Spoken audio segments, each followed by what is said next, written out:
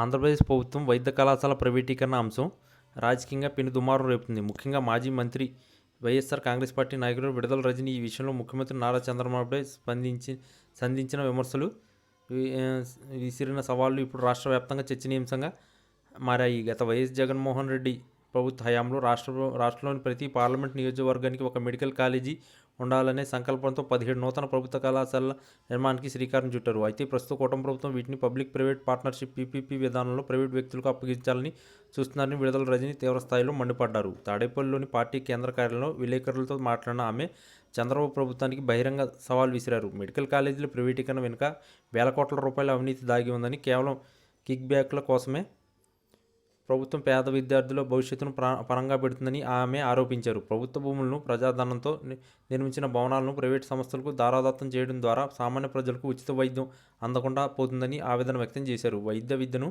సామాన్యులకు అందుబాటులో ఉంచాలనే జగన్ ఆశయాలను చంద్రబాబు చెదిమేస్తున్నారు. దీనిపై చర్చకు మేము సిద్ధం, మీరు సిద్ధమా అంటూ ఆమె సూటిగా ప్రశ్నించారు. ముఖ్యంగా పార్లమెంటరీ స్టాండింగ్ కమిటీ నివేదికను సాకుగా చూపుతూ ప్రభుత్వం చేస్తున్న ప్రచారాన్ని ఆమె తప్పుబట్టారు.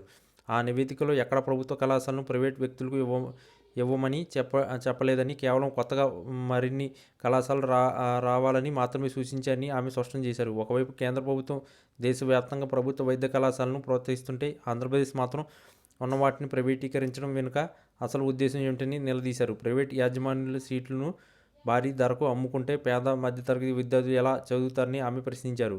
వైఎస్ఆర్సీపీ చేపట్టిన కోటి సంతకాల ఉద్యమం ప్రజల మనోగతానికి అద్దం పడుతుందని, ప్రైవేటీకరణ నిర్ణయానికి ఉపసంహరించుకోకపోతే రానున్న రోజుల్లో జనాగ్రహం తప్పదని హెచ్చరించారు. ప్రభుత్వమే నేరుగా ఈ కళాశాలను నిర్వహించగలం సామర్థ్యం ఉన్నప్పటికీ కేవలం ప్రైవేట్ కార్పొరేట్ సంస్థల ప్రయోజనాల కోసం ఈ అడ్డదారులు తొక్కుతున్నారని ఆమె విమర్శించారు. ఒకవేళ ప్రభుత్వం తన మొండి వైఖరిని వీడకపోతే తాము అధికారంలోకి వచ్చిన వెంటనే ఈ ఒప్పందాన్ని రద్దు చేసి మెడికల్ కాలేజీలను తిరిగి ప్రభుత్వపరం చేస్తామని, బాధ్యులపై కఠిన చర్యలు తీసుకుంటామని ఆమె స్పష్టం చేశారు. ఈ సవాల్ ఇప్పుడు రాజకీయంగా పెద్ద వేడిని పుట్టించింది. దీనిపై కూటమి ప్రభుత్వం ఏ విధంగా స్పందిస్తుందో చూడాలి.